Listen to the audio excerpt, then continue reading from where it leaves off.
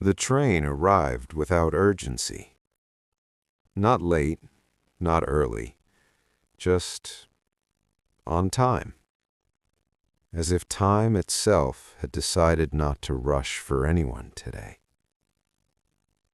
I noticed the sound first, that low metallic sigh when steel slows down. The doors slid open with a practiced indifference, the kind that comes from doing the same thing thousands of times a day. People stepped out, people stepped in. Nobody looked at anyone. That's how it always is on trains like this. Long distance, quiet routes, the kind that exist mostly for people who don't want to be seen thinking. I hesitated before boarding, my hand resting on the cool metal pole beside the door. Not because I wasn't sure where I was going. I was. I had checked the destination 3 times already. I just wasn't sure why I felt heavy. Not sad, not anxious, just heavy. Like carrying a bag you forgot you were holding. I stepped inside.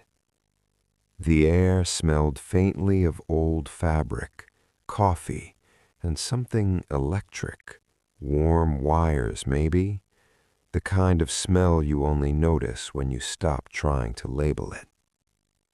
The carriage wasn't full, not empty either, a scattered geography of strangers, a woman by the window tapping on her phone with too much focus, a man across the aisle asleep already, mouth slightly open, jacket folded into a makeshift pillow.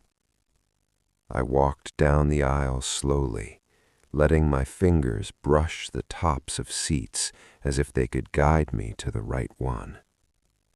I chose a window seat halfway down the carriage. Habit, I guess. Windows give you something to look at when your thoughts start asking questions you don't want to answer. I sat, placed my bag between my feet, and exhaled, not dramatically, just enough to notice that I'd been holding my breath. Outside, the platform began to slide backward. Concrete, signs, a man waving at someone who wasn't waving back. Then motion, that familiar, gentle pull forward, like being persuaded rather than pushed. I leaned my head against the glass. It was cold even through my jacket. I hadn't slept much the night before, not because of worry, more because my mind had kept wandering into old rooms it hadn't visited in a while. Names I hadn't said out loud in years, moments that felt unfinished, though I wasn't sure what finished would even look like. I closed my eyes. That's when I heard it. A sound that didn't belong to the train. Not loud, not sudden, just wrong. Someone was crying. Not the dramatic kind, no sobbing, no sharp breaths, just a quiet, uneven sound, like someone trying very hard to keep something contained and failing by millimeters. I opened my eyes slowly. At first, I didn't turn my head. There's an unspoken rule on public transport. You don't look unless invited, and crying is never an invitation. The sound came again, softer this time. I shifted slightly in my seat, pretending to adjust my jacket, and glanced sideways. The seat next to mine was still empty. The sound wasn't coming from there. I looked across the aisle. That's when I saw him. He was sitting 2 seats ahead, aisle side, late 30s, maybe early 40s. Hard to tell. Some people carry their years in obvious places. Others hide them behind posture and silence. His shoulders were slightly hunched, like he was trying to make himself smaller without realizing it. One hand rested on his thigh. The other was pressed lightly against his face, not covering it, just touching the area beneath his eye, as if checking whether something was still there. Tears. They weren't falling dramatically. No streaks, no shaking shoulders, just existing, quietly, escaping despite his effort to stay still. He wasn't looking at anything in particular. His eyes were open, fixed on the back of the seat in front of him, but unfocused, like his mind was somewhere the train couldn't reach. I looked away immediately. It felt intrusive not to. People cry on trains. It happens. Breakups, funerals, messages received at the wrong moment, or maybe no reason at all, just the kind of day that cracks open unexpectedly. I told myself it was none of my business. I told myself with a firmness that suggested I didn't quite believe it. The train moved faster now, the outside world blurring into color and light, trees melting into green streaks, buildings flattening into geometry. I tried to focus on the view. Didn't work. Every few seconds I could hear it again, that faint, uneven breath, that tiny sound someone makes when they're trying not to make a sound. I wondered if anyone else noticed. The woman behind him kept scrolling. The sleeping man hadn't moved. It felt strange how visible pain can be, and yet how easily it's ignored when it doesn't demand attention.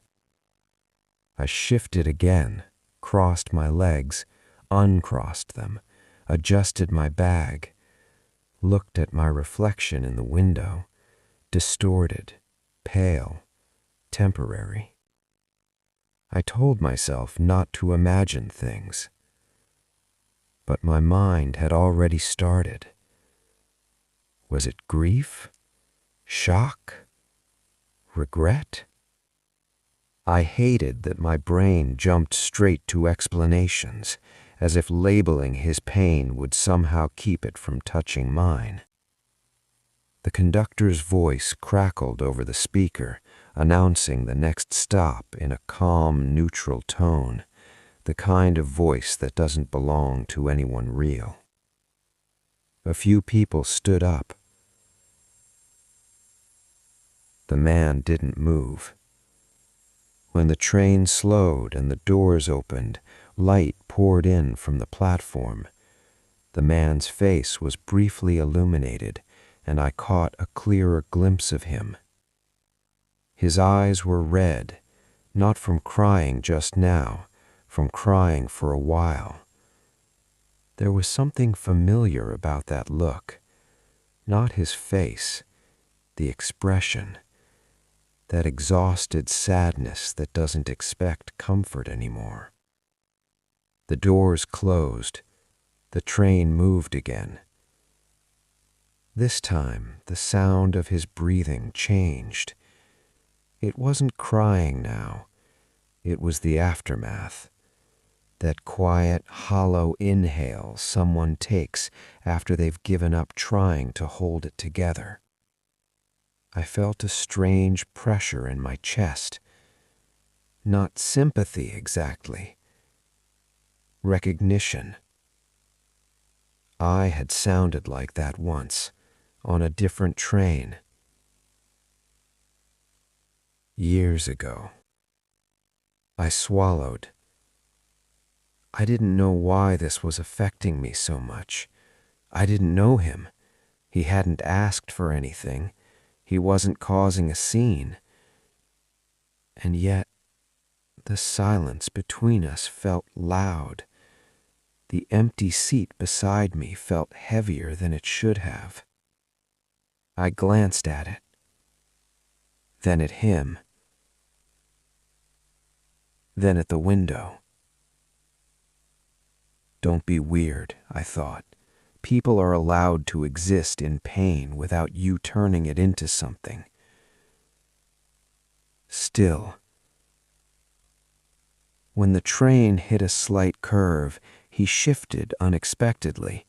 His elbow brushed the armrest, a small movement, but it threw him off balance just enough that his hand slipped from his face. For a split second, his eyes met mine. It wasn't a dramatic moment, no slow motion, no realization, just two strangers catching each other at the wrong time. His expression changed immediately. Embarrassment, awareness, that reflexive tightening people do when they realize they've been seen. He looked away first. I did too. My heart was beating faster than it should have. I stared at the window again, watching the landscape blur, and felt something settle uncomfortably in my stomach. Guilt, maybe. Or that quiet human pull toward another person's unguarded moment. I didn't move. Neither did he. For a while, nothing happened. That's the strange thing about moments that end up meaning something. They often begin by pretending they're nothing at all. The man sat beside me with his hands folded, eyes forward, shoulders still slightly curved inward. He wasn't crying anymore, but the aftermath lingered in his face. That faint redness around the eyes. The way his jaw stayed tense, as if he were afraid that relaxing it might let something slip out again. I could hear his breathing now. Even, controlled, practiced. Someone who had learned how to stop things before they overflowed. I stared at the reflection in the window again, half expecting to see something different about myself. I looked the same, ordinary, a person temporarily aligned with another person's life by geography and timing. The train hummed beneath us, steady and patient, a rhythm you could forget about if you let yourself. I wondered if he regretted moving seats. I wondered if he felt exposed, or worse, judged.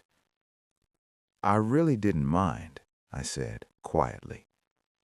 He glanced at me this time, just a fraction of a second longer than before. I know, he replied. It's just habit, apologizing when I don't need to. I nodded. I understood that kind of habit. We fell silent again. The woman with the headphones shifted beside me, then stood up when the conductor announced the next stop. She didn't look at either of us as she left. She smelled faintly of laundry detergent and something floral. The seat beside me was empty again. The space between the man and me suddenly felt less crowded. He noticed it too. I could tell by the way his posture changed, how his shoulders dropped slightly, like he'd been holding himself in place for someone else. I didn't move. Neither did he. Outside, the scenery changed. Fewer buildings now, more open land, fields stretching out like unfinished thoughts. He cleared his throat. I don't usually cry in public, he said. There was no humor in it, no attempt to soften the statement. "I figured," I replied. That made him smile, barely, a small, tired curve that didn't quite reach his eyes. Guess I wasn't very subtle. Crying doesn't have to be subtle. Then, after a pause, "It just usually is." He thought about that. I could see it in the way his eyes shifted slightly, like he was turning the idea around in his head. "Yeah," he said, "I suppose it is." Another silence. This one felt different. Not heavy, not uncomfortable. More like a space waiting to be filled or respected. I decided to let him choose. The train swayed gently as it moved along a curve. I felt it in my spine, that soft reminder that we were in motion, even if everything inside the carriage felt suspended. He spoke again, his voice lower now. "I'm not having a bad day," he said. "Not exactly." I turned toward him, giving him my full attention without staring. "Okay." "It's more like—" He paused, exhaled through his nose. "A day that finally caught up with me." I nodded again, still not interrupting. "I thought I'd handled it, whatever handling means. I went to work, answered emails, ate lunch, made jokes with people who didn't notice anything different about me." His hands tightened briefly, then relaxed. But then I sat down, and the train started moving, and suddenly there was nothing else to distract me. He looked at the floor now, and there it was. I felt something in my chest shift. Not pain, not empathy exactly, more like recognition pressing gently against an old memory. "That happens," I said. He let out a short breath that might have been a laugh or might have been relief. "Yeah, it really does." We didn't exchange names. It felt intentional, as if introducing ourselves would make this too real, like acknowledging that this moment might follow us off the train. I noticed a small scar on his knuckle, old, faded, the kind you forget about until someone else sees it. "Can I ask you something?" he said. "You can." "Why didn't you look away?" The question surprised me. "I did," I said honestly. "At first." He waited. "But I've been on the other side of that, crying quietly and hoping nobody notices, while also kind of wishing someone would." His jaw tightened again, but this time he didn't look embarrassed. "That's exactly it," he said. "I didn't want anyone to see, but I think I would have felt worse if no one had." I swallowed. The train passed through a short tunnel. The carriage darkened, reflections replacing scenery. For a moment, all I could see was us, two figures sitting side by side, not touching, not avoiding each other either. When we emerged, the light felt sharper. He blinked. "I'm Daniel," he said suddenly. The name landed between us. I considered not sharing mine, but something about the way he said it, like an offering, not an expectation, made me respond. I stopped myself, then continued. "I'm glad you moved seats." He smiled again. This time it lasted a little longer. "Me too." The conductor's voice returned, announcing another stop, a small town. A few people gathered their things. Daniel didn't move. Neither did I. The train doors opened, closed. We continued on. After a moment, he spoke again. I was visiting someone in the city. I waited. My mother, he added. She doesn't live there anymore. Not really, but she's still there. I felt a quiet tightening in my chest. A facility? I asked gently. He nodded. Memory care. That explained the look, the exhaustion, the grief that doesn't resolve. I used to visit once a week. Then work got busy. Life happened. You know how it is. I did. I went today because it had been too long. I thought I was prepared. I told myself not to expect anything. He stopped speaking. I didn't rush him. She didn't know me, he finished. The words hung there. He said them calmly, no tremor, no drama, like stating a fact you wish weren't true but is. I mean, she looked at me, he said. She smiled. She was kind. She asked if I worked there. I felt my throat tighten. I told her my name, he said. She nodded politely, like I'd just introduced myself at a party. He pressed his lips together. And then she asked me if I had children. Silence. That's when it hit me. Not at once, just steadily, like a leak I didn't notice until the floor was wet. I stared at the window again, giving him space to exist without my eyes on him.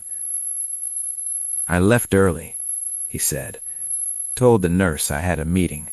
I didn't want to be the person crying in the hallway. His voice cracked then, just slightly. I made it to the train, barely. The train rocked gently like it was breathing with us. I didn't know what to say, so I said the only thing that felt true. I'm really sorry. He nodded, eyes fixed ahead. Yeah, me too. We sat there, the space between us filled with something heavy but shared. I didn't know him. He didn't know me. And yet, for this stretch of track, our lives overlapped in a way that felt deliberate.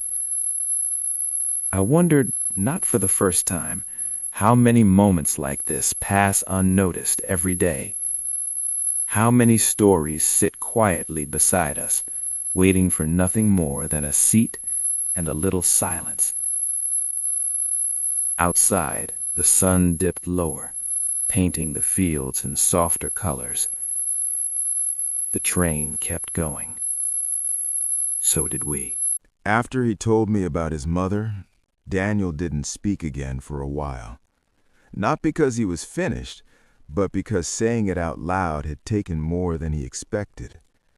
I could see it in the way he sat back, the way his hands loosened and then clasped together again, like he was grounding himself in something physical. The train moved through open land now, fewer signs of people, just fences, trees, occasional houses set far back from the tracks. Lives continuing quietly, unaware of the small collapse happening in seat 14C.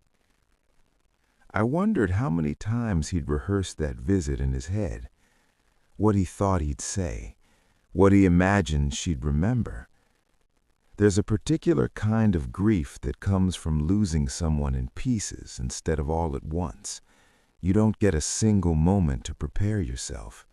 You just keep discovering new absences. I brought her flowers, Daniel said suddenly. I turned toward him. They were yellow, he added, She used to like yellow, or I think she did. It's hard to know what's memory and what's assumption anymore. His mouth tightened. They were in water by the window when I left. I don't know if she noticed them. I think she did, I said. He looked at me, questioning. Even if she didn't know why, I added, people notice care, even when the details disappear. He absorbed that slowly, like he wasn't sure whether to trust it yet. Maybe, he said. Another stretch of silence passed. This one felt different again, less fragile, more reflective. I found myself thinking about my own mother, though I hadn't planned to. The way certain thoughts arrive uninvited, slipping through cracks you didn't know were open.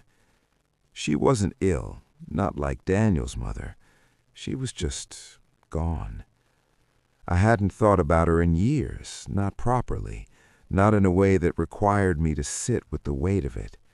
But trains have a way of pulling things forward. You don't have to talk about it, partly for him, partly for myself. I know, he replied. I just don't want to pretend it didn't happen, not today. I nodded. That makes sense. He studied the back of the seat ahead of us as if it were offering him something. Everyone there was kind. The nurses, the staff, even the other residents.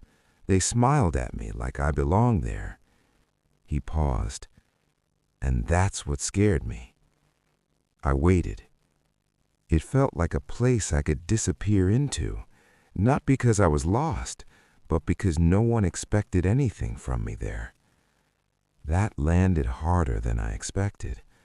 I understood it immediately, that quiet temptation to step out of your life without making a scene, to exist without context. I sat with her for a while, he said. She told me about a man she met when she was young, a love story. She talked about it like it was yesterday. He shook his head slightly. She never told me that story before. Maybe she did. Maybe it just feels new now. He smiled faintly. Yeah, maybe. He leaned back, closing his eyes for a moment. Not to sleep, just to rest inside himself. Watching him, I realized something uncomfortable. I wasn't just listening to his story. I was avoiding my own. The train made a soft clattering sound as it crossed onto a different track.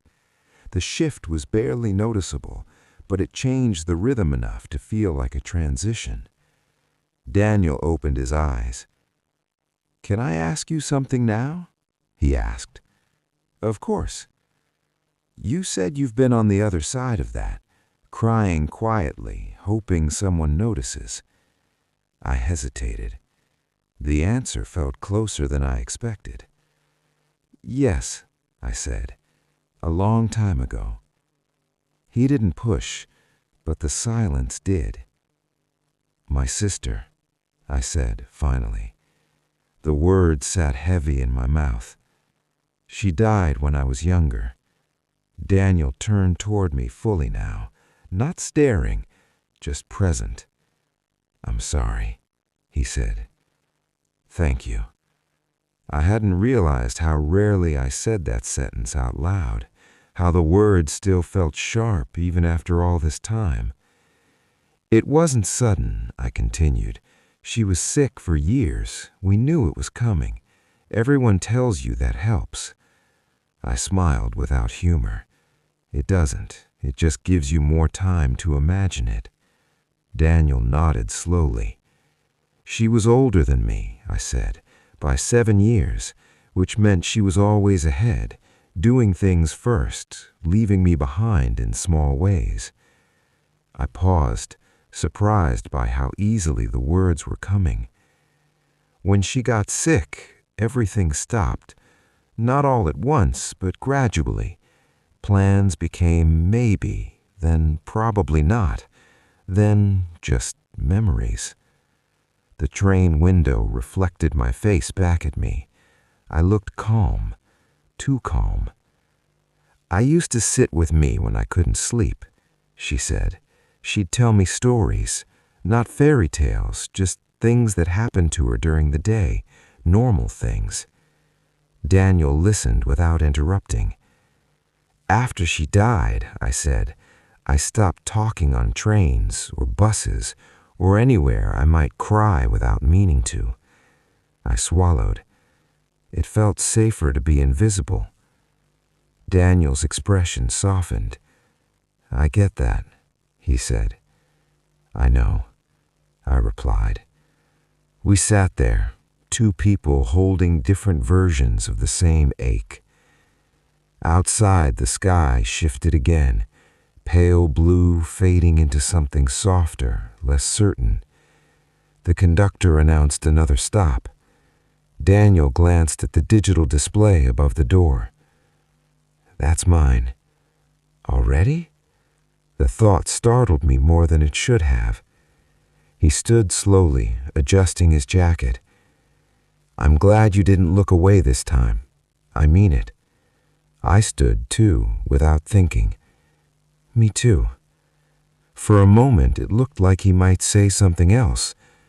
Then the train slowed. The doors opened.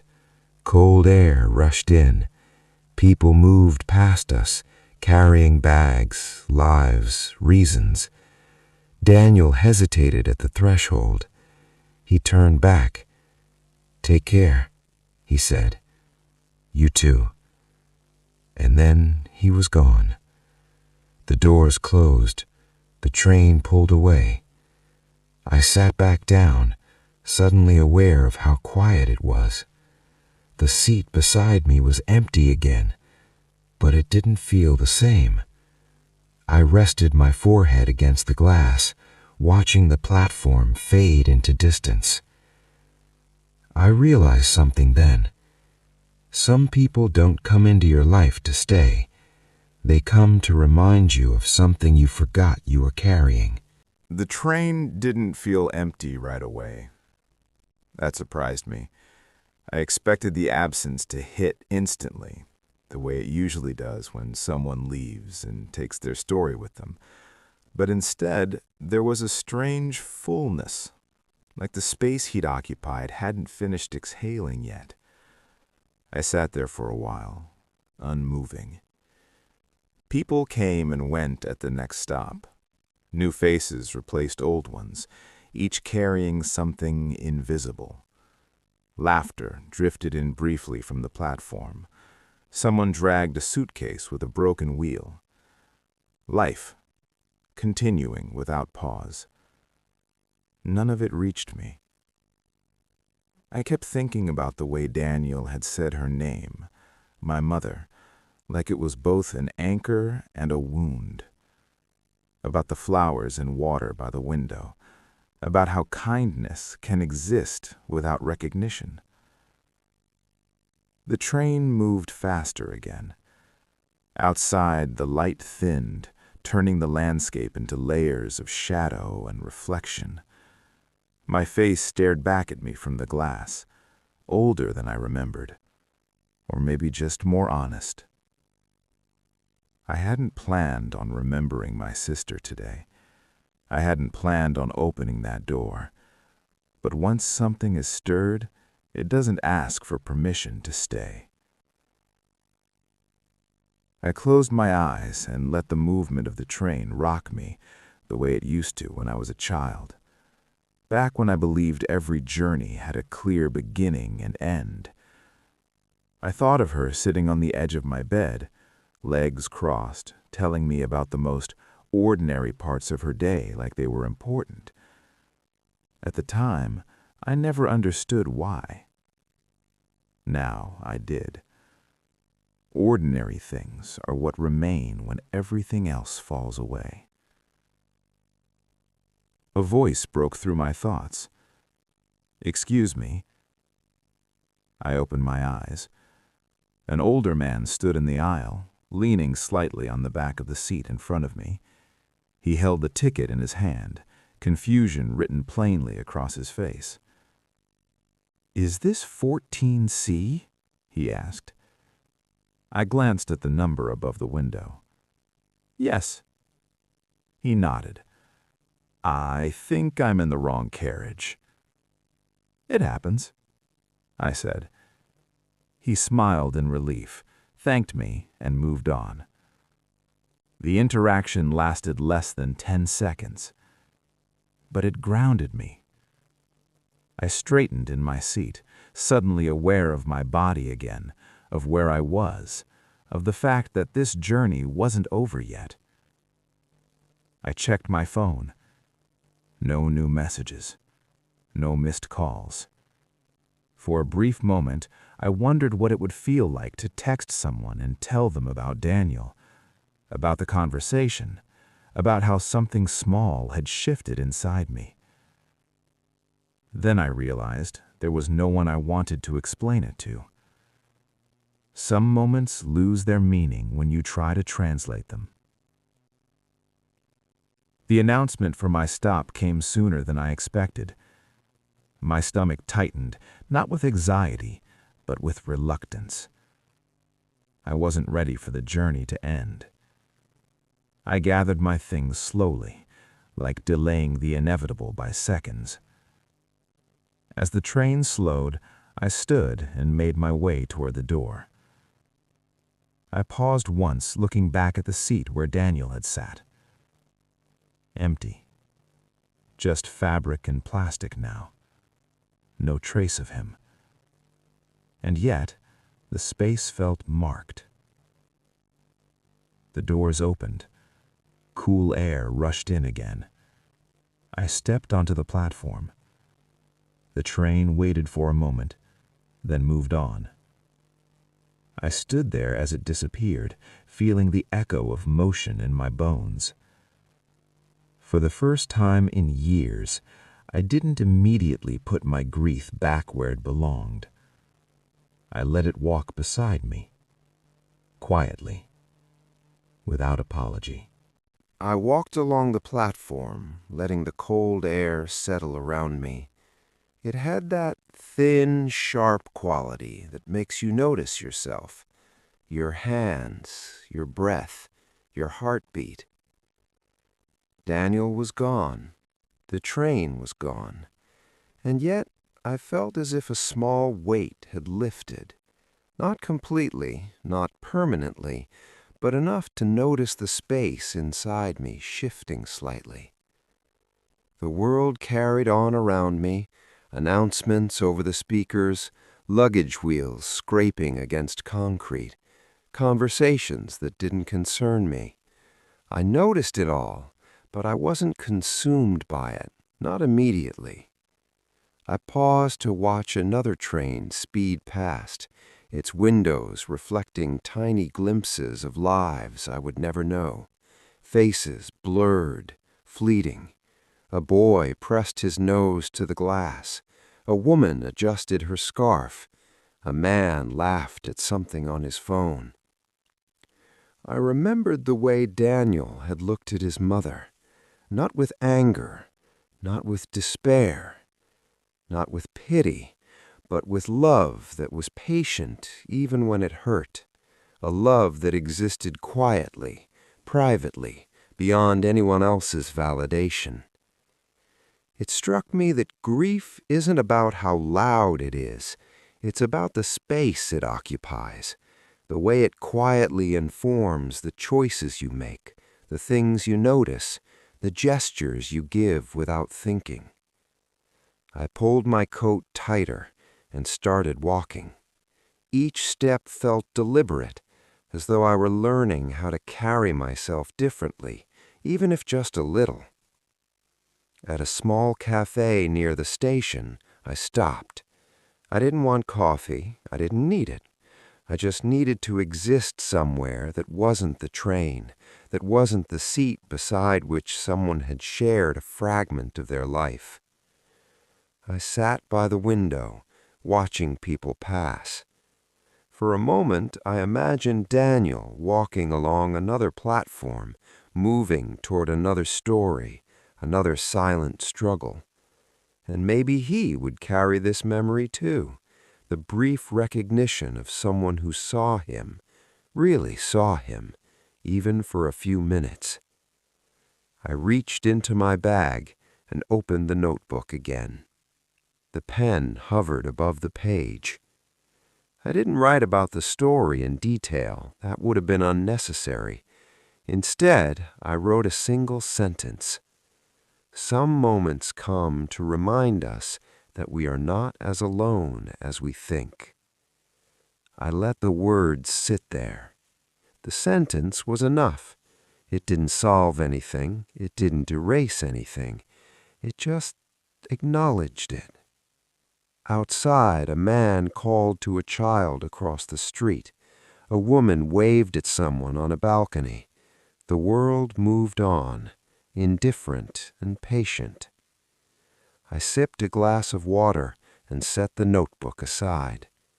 And then, for the first time in years, I allowed myself to feel the quiet presence of grief and connection at the same time. It didn't hurt as much as it used to. It didn't overwhelm. It simply existed, like the hum of the train that I had left behind. And I realized some encounters aren't meant to change your life in obvious ways. They just leave a mark, a small, almost invisible trace, a reminder that humanity exists not in grand gestures, but in the silent acknowledgement of one another's pain. I stood, leaving the cafe, feeling lighter. Not complete, not fixed, but present. And that, I decided, was enough. I walked toward the street, toward the rest of my life, carrying a memory that would stay quiet, private, and meaningful. Somewhere, Daniel continued his journey.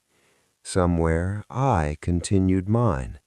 And the world moved forward, gentle, relentless, and full of small, unspoken stories. Days passed, though it didn't feel like time at first.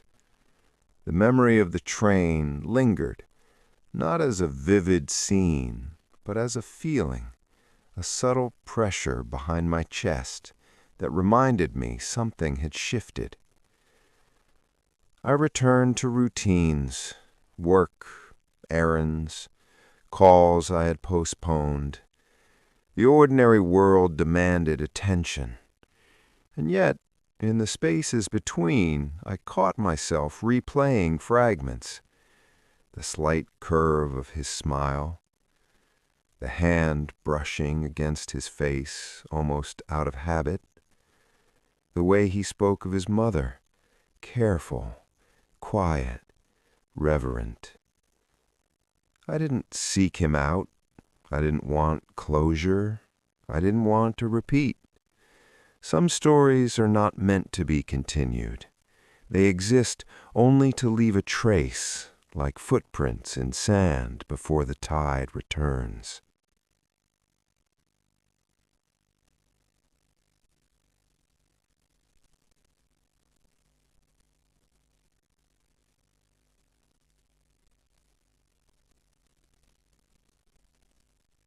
I opened the notebook again. The words I had written were still there. Some moments come to remind us that we are not as alone as we think. I added beneath it, some people touch your life without knowing it, and sometimes that is enough. The act of writing grounded me in a way nothing else had recently.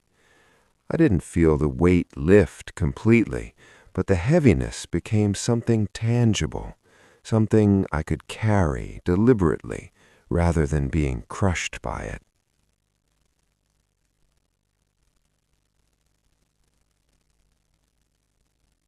Later, on a quiet evening, I passed a train station. The platforms were empty except for a few scattered travelers. For a brief second, I imagined him walking along another carriage, perhaps noticing a stranger's hand hover near their face or a reflection in the glass that mirrored some unspoken grief. And I realized life is full of these small, fleeting connections, invisible to most, yet vivid to those who experience them. I took a deep breath and kept walking. The night air was cool, carrying the faint smell of rain and asphalt. The city hummed softly. Lights flickered on distant windows. Somewhere, someone laughed. Somewhere, someone cried quietly. Somewhere, someone offered a small, unnoticed kindness. And somewhere, Daniel continued his life, the same as I continued mine. Two stories briefly aligned, leaving nothing dramatic behind, yet leaving everything.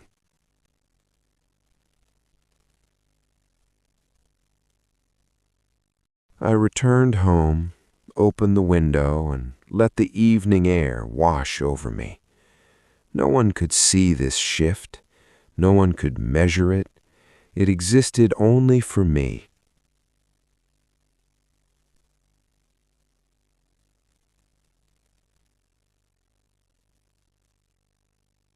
And perhaps that was the point. Some encounters aren't about endings. They are about reminders.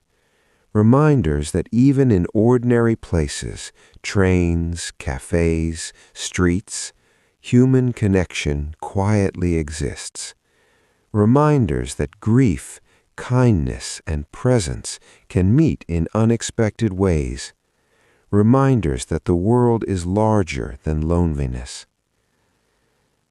I sat in the quiet, listening to the faint hum of the city, and for the first time in a long while, I felt a small, unspoken peace. Not joy, not relief, not closure, just presence. And enough. The train had left. He had gone. But the story remained. Not written in bold letters or dramatic gestures, but in the quiet residue of two humans having noticed each other, if only for a moment. And sometimes, that is more than enough.